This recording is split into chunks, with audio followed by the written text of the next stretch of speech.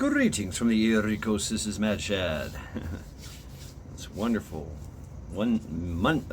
Sunday. Yeah, it's Sunday. Wonderful Sunday. It's about 70 degrees. Out of prudence, I am wearing my hoodie. It's still kind of damp and drafty, but I feel good. Last night's concoction really boosted my immune system, I guess. But I'm still kind of sore. But it's a good day. It's an overcast day. I don't know if it's going to rain or not. Who knows? As you can tell, it's a little gray here. But it's cooled down. That's good. But I'll tell you about those who didn't have a good day. Those Americans that are trapped in Afghanistan, left there by Trader Joe and his malicious / incompetent regime. At least we forget that 13 servicemen and women died at Abbey Gate in Kabul, Afghanistan, along with 200 other poor souls. 300 plus people lost arms and legs and limbs, things that don't grow back. Every day, never forget, and never forget whose fault this is. But there was hope. Folks getting them out. Task Force Argo, Task Force Pineapple, Project Exodus, Project Dynamo Christian Coalition, Mighty Oak Foundation, just to name a few. At least we forget that 200 people are still incarcerated over the J6 debacle, held as political prisoners against their will, not tried, not sentenced, none of that, and they're adding more to the list. Every day, never forget, and never forget whose fault this is. You know, every morning they make a phone call to their loved ones, and they sing at the top of their lungs the national anthem in prison.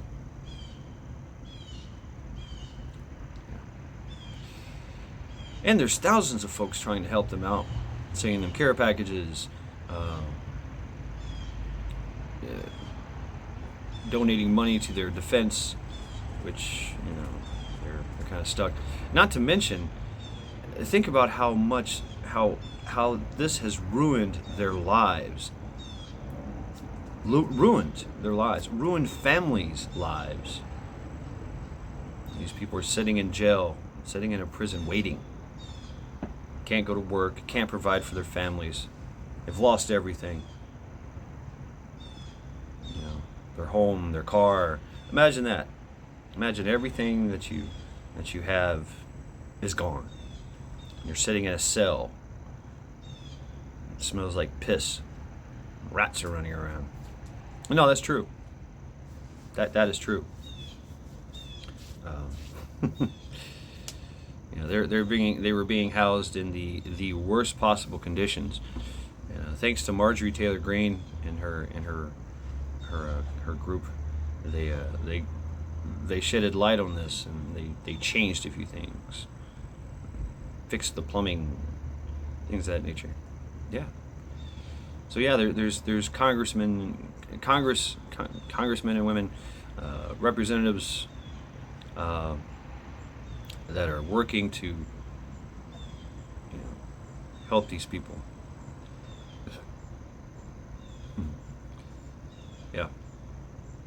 Meanwhile, something interesting here, and I think it's really cool, has happened here in Ohio. Homeschooling requirements have been lessened. Before the superintendent was, homeschoolers were required to follow a curriculum. They were required to make sure that the kid is assessed properly, and there's testing, and that the state curriculum is adhered to. And all this paperwork was involved, and all these requirements and things. That's not necessary anymore. Yeah, interesting, huh? Now all that is required is a simple piece of paper that's filled out, and parents get to teach their children how they wish, how they deem necessary. And I know there's a few of you guys and gals out there that do homeschooling. homeschooling kids are really, really smart. Amazing how when you take your kids out of the indoctrination camps, how they become better people, better at critical thinking skills, better at problem solving. The veil is not there, so the veil has been lifted, and they get to develop in a most amazing way, and get to stay at home. We all know this environment right now in the education system, the CRTs and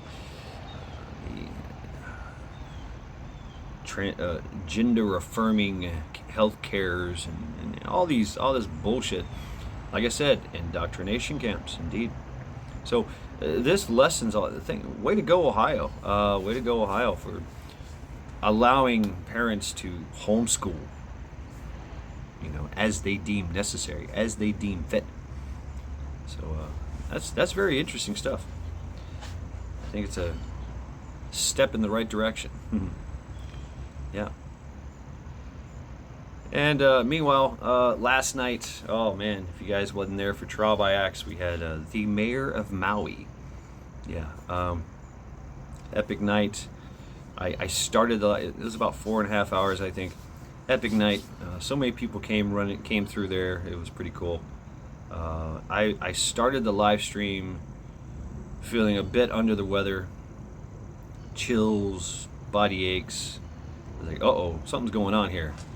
And yes, of course, I took all the supplements I could, and I was like, I'm just going to power through all this. And I was inspired by Ghost, Trent, and some others that, honey and garlic. I was like, oh, wait a minute. I have honey, I have lemon juice, I have this pickled juice concoction that has white vinegar, has minced garlic, jalapenos. It has mixed all that together. I drank 2 cups of it, about this size, and wow, it revitalized me. Oh yeah, hot sauce. It was a very spicy drink, and it worked. I'm feeling better. I'm feeling still kind of sore, but a little run down, but I'm feeling good. The soreness is from working out and stuff, working hard, right? Trying to be an old man and working the young man's game, right? So